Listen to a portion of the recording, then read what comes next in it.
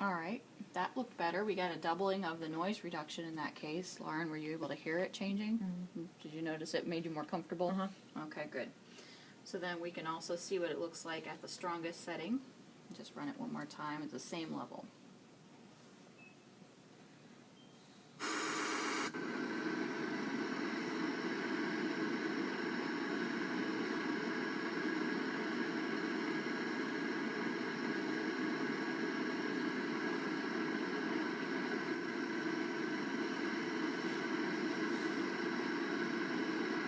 Alright, so each time we go, we get about 3 dB more noise reduction in terms of the strength of that. The So- bottom line is the rear speaker? There is no rear There is speaker no rear for speaker. this particular test, so I'm just going to hide some of these to make it less busy. So it's still like in a test box. The top line is where it detects the signal, and then you wait for it to stabilize. So the lower line, the skinnier one, is the actual noise reduction that takes place. So you want to see a separation from the beginning detection to the final stabilized signal. Alright, and the last thing I'm going to show you is frequency compression. So Phonak calls theirs sound recover. To verify frequency compression, you do that within the speech mapping. So this is not part of your assignment because not all of the hearing aids have this. Only Phonak, for right now, is the one that we can do this with. So I'm going to go back to on-ear measurements, and I'm going to go to speech mapping. So in this case, I'm going to put the targets back on. So we're going to go back to NAL, NL2. So for some of our targets, we have inaudible targets because the threshold is here, but the target that's calculated is actually below her threshold, so we would mean that it's not heard. So we have 4,000 and probably around 6,300 that we know are inaudible signals to the patient. So we're going to see if we can push them through frequency compression to an audible level. Alright, so I'm going to turn the sound recover off. And then from the menu, I'm going to select what I want to verify. So I'm going to start by verifying 4,000. A carrot is a long reddish-yellow vegetable which has several thin leaves. A carrot is a long reddish-yellow vegetable which has several thin leaves and a long stem, and which belongs to the parsley family. That sounds muffled. Grown all over the world in gardens and in the wild in the field. Okay, so remember, never talk during your speech mapping because it'll record you and not what you're trying to get from your patient. If you could just barely see it, there was a spike here at 4,000, which is what we're measuring. So it's going to enhance 4,000 hertz to show us where it occurs for the patient. So it's inaudible. So we're going to be looking for that when we turn the speech mapping back on to be shifted down to where it's now audible. So we want to see that 4,000 hertz spike. It's actually muffled because it's taking out the mid-frequencies in order for you to be able to see the target frequency. So it will drop out so that you can watch that it moves. So now I'm going to turn it on. I'm going to leave it at the default. You want to apply the least amount of frequency compression that gets you the audibility you're looking for.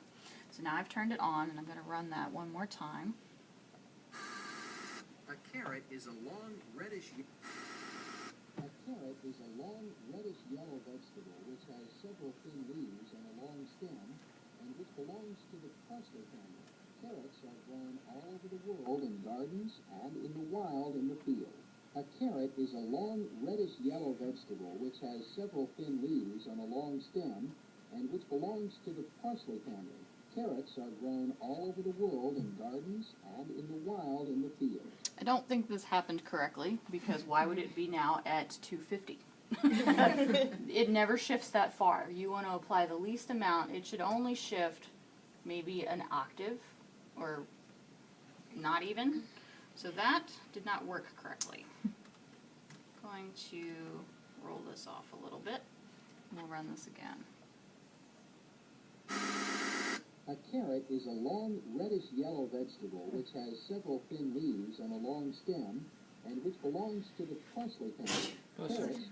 Yeah, somehow this is not working, because that, it should not be there. It should start here and it should slowly shift.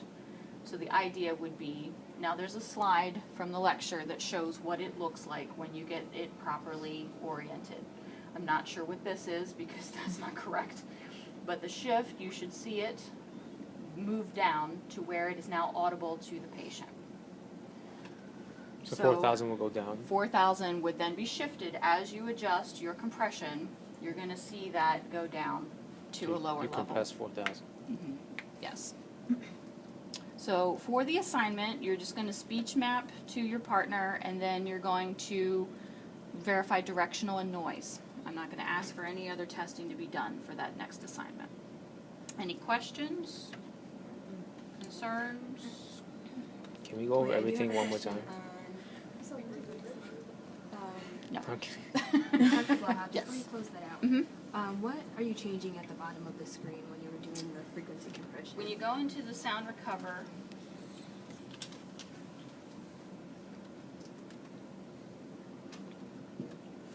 it will have a defaulted level for the compression. So in the fine tuning, you'll go under sound recover, and then it will show you if it's enabled, so it's checked. I unchecked it first, and it'll bring all those frequencies back up. But then when you verify it, you need to make sure it's on, and it'll show you the compression that it's applying. So if it's not shifting to where it's audible yet, you can start applying more compression to push it further down.